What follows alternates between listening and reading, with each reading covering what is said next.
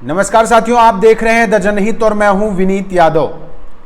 देश में नई संसद बनी है। पुरानी वाली का नाम प्रधानमंत्री जी ने संविधान सदन रख दिया, लेकिन जुम्मा 4 दिन ही गुजरे थे, पुरानी वाली संसद का नाम संविधान सदन रखने की वजह पता चल गई, इसलिए कि संविधान सदन में ही संविधान छोड़ आए हैं। अब संसद में कुछ भी बोलना असंसदीय नहीं है पहले की तरह।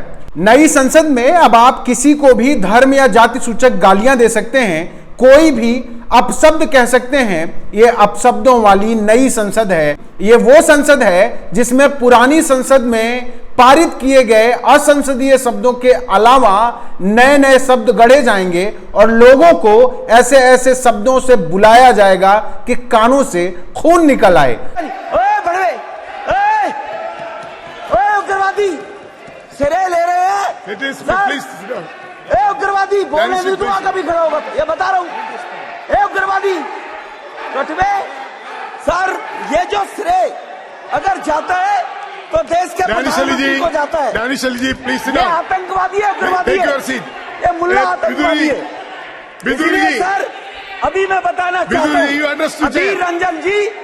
अधीर रंजन जी अभी शोर मचा रहे थे, लिस्ट पढ़ रहे थे।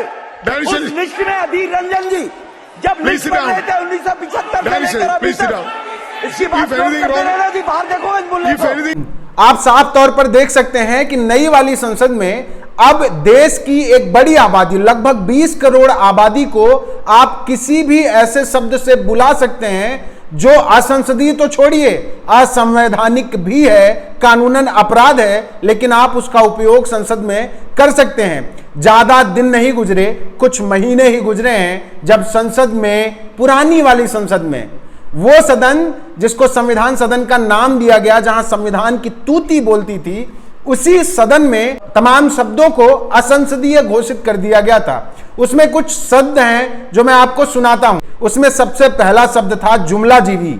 आपको पता ही होगा कि किसको बुलाया जाता है, यहां तक कि उसमें तड़ीपार बोलना भी अपराध था।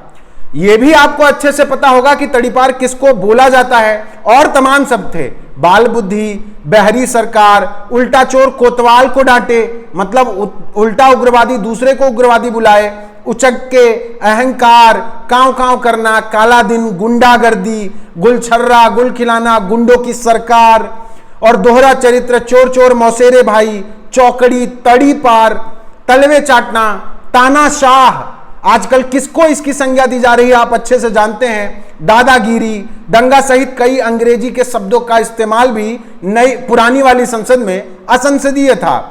उसमें से जो अंग्रेजी वाले शब्द थे, उसमें से 2 बड़े शब्द हम आपको बता देते हैं। एक इनकॉम्पिटेंट और दूसरा हिपोक्रेसी। इसी को कहते हैं जब आप खुद उग्रवाद करते हैं, भरी सभा में करते हैं, और आप दूसरे को उग्रवादी होने का आरोप लगाते हैं। ये नया संसद है, ये नए कानून है, जहां ये शब्द जो सच में इस्तेमाल किए जा सकते थे उनको बोलना असंसदीय है, लेकिन किसी के धर्म के नाम पर उसको बुलाना, उसको गालियां बकना, उसको उग्रवादी कह देना और ऐसे ऐसे शब्द जो हम बोल भी नहीं सकते अपने वीडियो में, वो बोल देना संसदीय मानकों के अनुसार पाया जाता है और सांसद साहब के खिलाफ कोई कार्रवाई नहीं होती है।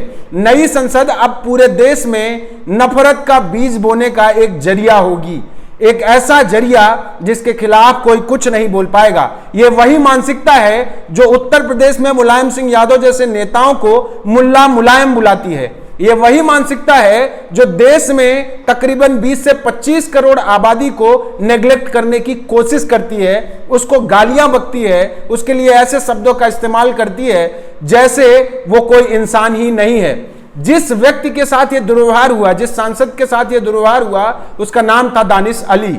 बहुजन समाज पार्टी के सांसद हैं दानिश अली साहब। समझ नहीं आता कि बसपा सपा जैसी पार्टियों की आंख कब खुलेगी।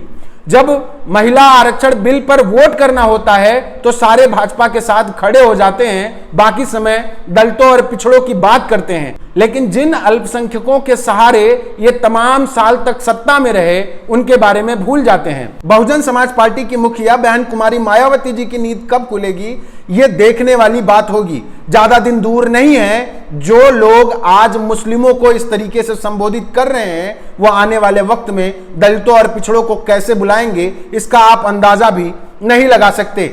जो कुछ भी आज की संसद में हुआ वो साफ बताता है कि ये देश की ओर जा रहा है और नई वाली संसद जहां आते वक्त संविधान सदन छोड़ आए हैं, उस संसद में संविधान की क्या हैसियत बची है और उन बातों का क्या मूल्य बचा है जो आज से पहले देश की आजादी की लड़ाई लड़ रहे महापुरुष बोल गए थे।